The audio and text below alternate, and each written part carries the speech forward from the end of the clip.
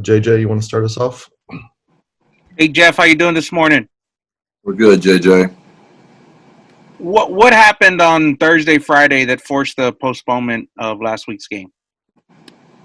We had some players test positive in the contact tracing, and it just affected us at a position that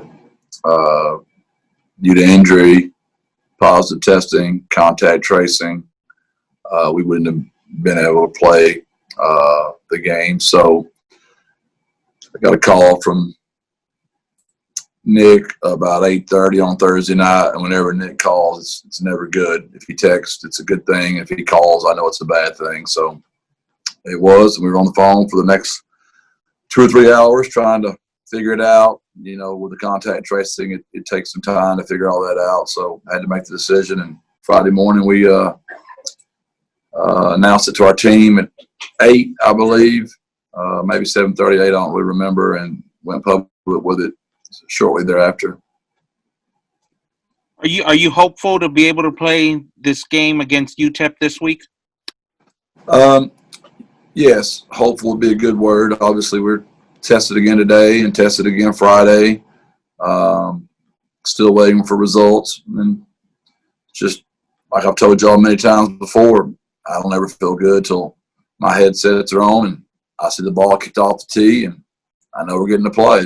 There's so many things that are uncontrollable. I think we need to be very careful that, the young men, and that's why I had to be very careful how I speak to you guys. The young men that test positive don't need to be shamed or made to feel bad. I've had, a couple of coaches test positive, and one of those coaches I know that not recently, this is back, a while ago, he wears his mask everywhere he goes. He's not being insensitive to other people. He always wears his mask. In the office, he has it on all the time. He has it on everywhere I ever see him, and he tested positive. So I just think we have to be very careful that we don't make kids feel bad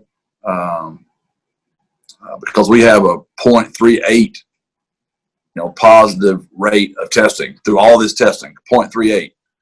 That's pretty phenomenal for a bunch of kids that have tested as many times those guys have tested. Jeff, as far as the testing, what has to happen, I guess, between last week and this week for you guys to be able to play? Is it that Saban rule or where you have to have a certain number of negatives come back? Yeah, I don't want to get too specific, not because I'm trying to hide anything. I just don't want to misspeak. Dan and Nick take care of all that. I know there have been some changes made to those policies. And I know Dan and Nick are very well aware of it. I literally just get my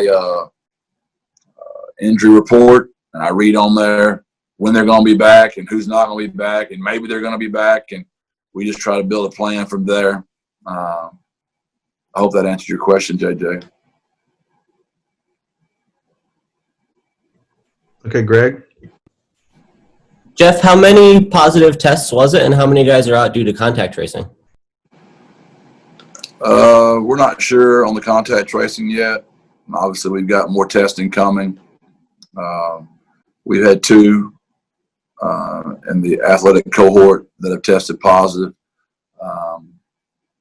And the contact tracing is still being done, and who knows if some of that might change, and injuries are involved as well. Hopefully that might change as well. And so that's where we are, Greg. Knowing that the trainers handle a lot of this stuff, how does the contact tracing take time to play out? Why is that still up in the air at this point in terms of who that's going to impact?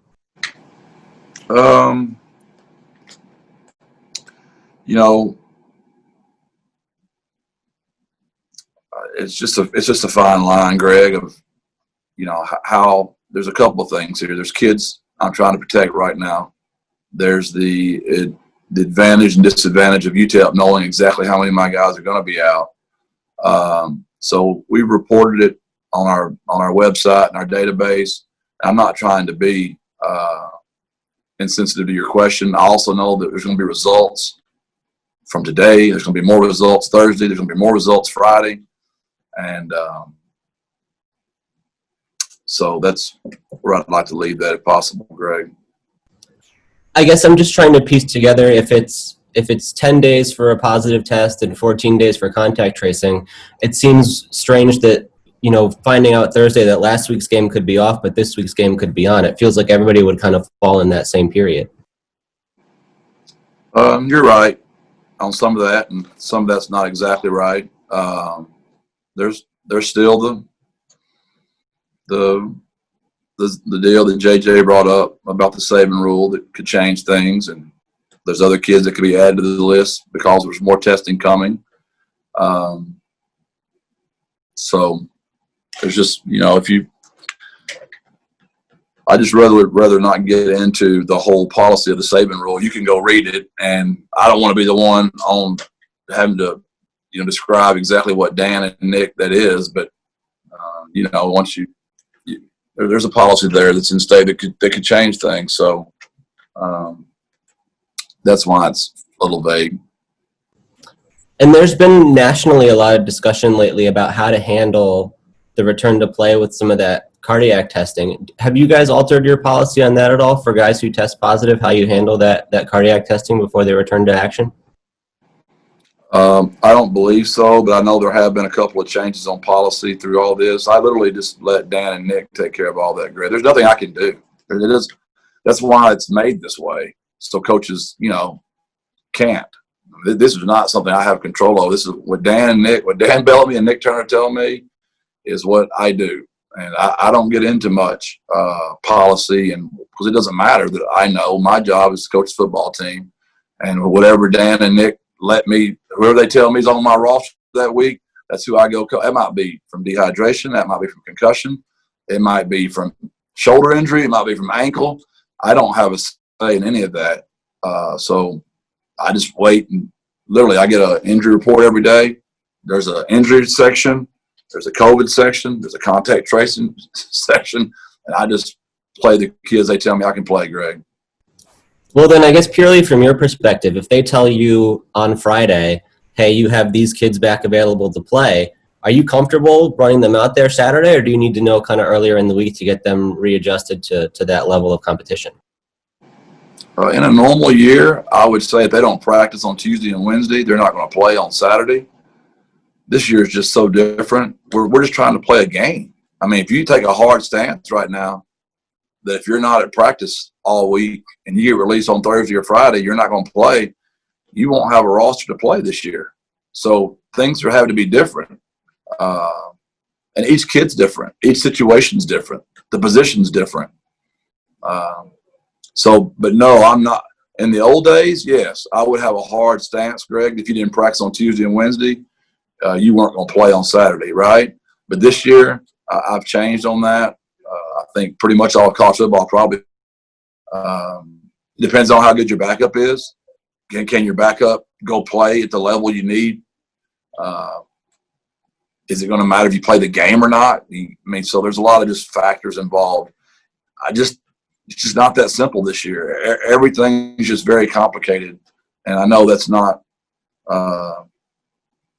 the easiest way to answer that question for you, but it just is. It's very vague. It's very gray, and that's not the way coaches like to live. It's very uncomfortable, but that's just what 2020 has done for all of us. I would imagine even in y'all's world, there's stuff that's just way, way different that used to be like this, and now it's just not that way right now.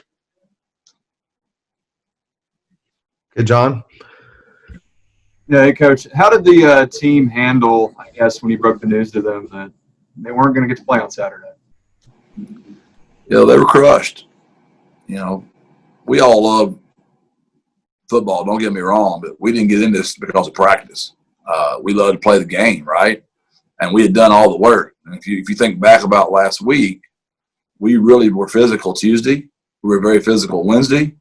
We were very physical Thursday, which is unlike what we had done the previous weeks. I was very disappointed in how we tackled against FAU, and we didn't protect our quarterback very well at FAU. So we really tried to heighten that awareness.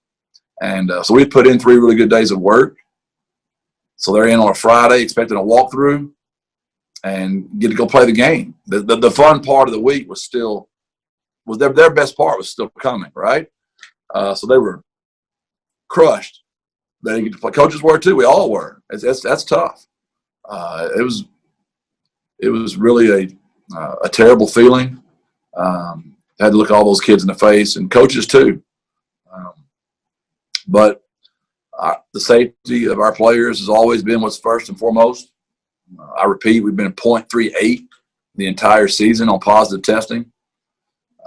The contact tracing is always the part that's dicey on this deal.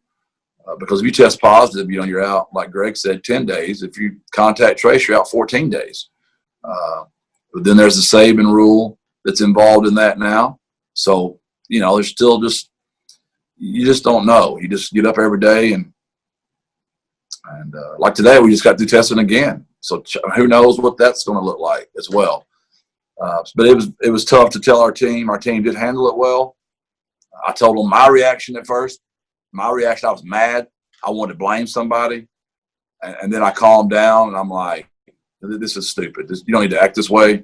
I think that's a pretty human, natural reaction. And our players were very similar to me. They were upset at first, and then when they calmed down, and they knew I gave them Friday and Saturday off, I think that made them feel a little better. And then we got a good practice in last night. Yeah, for you guys to go 8 straight weeks without this happening, I mean, that seems almost remarkable. Was this something that you envisioned would likely happen this year, and you guys have been planning for maybe a moment like this? I don't know. That's a great question. I literally been living this deal day by day. It's probably, as I saw it rising in the country, I wondered if we hadn't done this backwards maybe. Our kid, we're at 0.38, where most teams, a lot of them got it, and now they're not even having to test anymore if they've already had it. Where we have not been that way. We've been fighting it this entire time. So my common sense told me at some point it was probably going to hit my team. We just got to be very, very careful right now. This thing doesn't get, to our team, and we're not to that level. I'll know a lot more after today's test. Anytime you get a positive or two, your first reaction is, what's the next test going to be like? So I'll admit I'm a little apprehensive right now, Chase, but I repeat what I said earlier. I just think we had to be very careful not to assume that the person that tested positive or two that tested positive, that they were being nonchalant or not diligent. Just who knows? I don't think anybody knows exactly how this all goes down yet. Okay, Greg. Jeff, you guys have been able to play through 1 or 2 positive tests and some contact tracing in previous weeks. What was sort of the tipping point this week that the game had to be postponed rather than being able to move forward with what you had? It happening so late in the week and it affecting a position that we just couldn't, we also had injuries involved as well at the same position. So between positive testing, contact tracing, injuries all on the same day, we couldn't handle that. If it would have happened on a Monday, we probably could have rearranged some things and gotten through the game. You hate to get through a game. We've had to get through a few games this year just to play the game. You can't come on the media and tell you guys that, hey, as honest and open as I try to be with y'all, you just can't get on the media and say, this kid only had 1 day of practice and he got thrown out there, had to play, and why it looks so bad, because then it looks like I'm blaming the kid and taking it off of me. It's just, you'd be shocked how many times this year we've had to literally, like you said, get through a game. But it's not just happening to us. It's happening. I can almost see a score now or watch a game and go, these kids had contact tracing, probably didn't get them back to a Thursday or Friday, and they had not much of a chance to get prepared. And some poor coach is just getting blistered because his team wasn't ready. But he can't come out and say, you try to coach this. We don't ever get to coach our kids anymore. It's just a tough year. Does Conference USA have roster limits in place to help you guys with that? Where it's like if you don't have X number of scholarship, whatever position, then you can postpone the game? Or how do you guys determine that? No, sir, we don't have that. Our conference is so adamant about playing. We've all just basically have a gentleman's agreement. If you can go play the game, play the game. And we have, as a conference. We've really tried our best to play if we can play, knowing that we're going to get criticized and scrutinized for not maybe looking as good. Really, your O-line is just where it's hard to overcome it because those guys are so – not that everybody on the team is not valuable, but those five have to work so – they're so dependent on each other, right? Where I'm not trying to say that the whole team is not dependent on each other, but those five literally had to be like one person, like one hand with five different fingers is the best way to describe those five. And, you know, we've just been, I don't want to say devastated, but all year, you know, 7 different lineups, 8 games, and you'll get to see your 8th different lineup, you know, this Saturday. Is that where it's hit you guys particularly, is on the O-line? At times, it's more injury than anything else. But, yeah, at times it's there and times other spots. But injury's been the biggest deal up there. We just keep getting people injured. I think a lot of that is from not having a normal spring, not having a normal summer. These kids are all gone.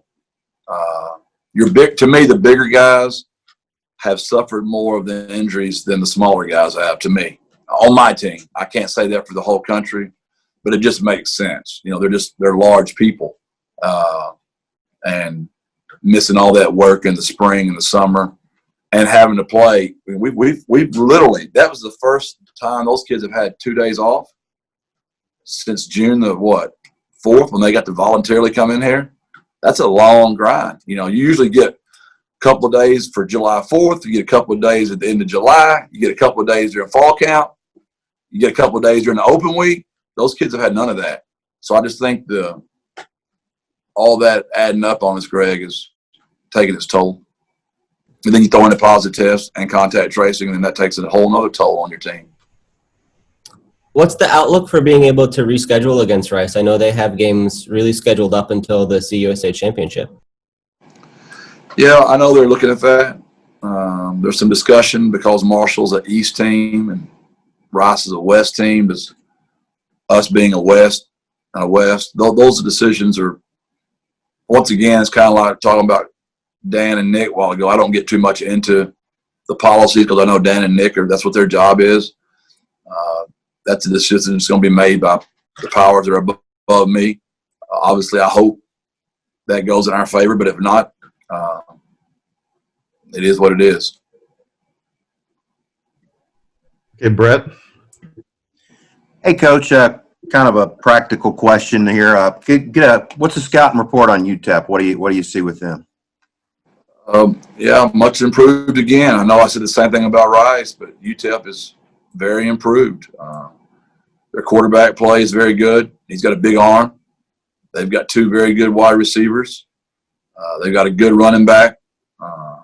I've known Dion for a while. I've offered him when he was young. I think he's a very good back. 2 really good old linemen. Defense is much improved. They're just a much better football team, and they've won enough ball games. They're playing very confident. They're 3-3, so they're playing like a team that knows they're a lot better.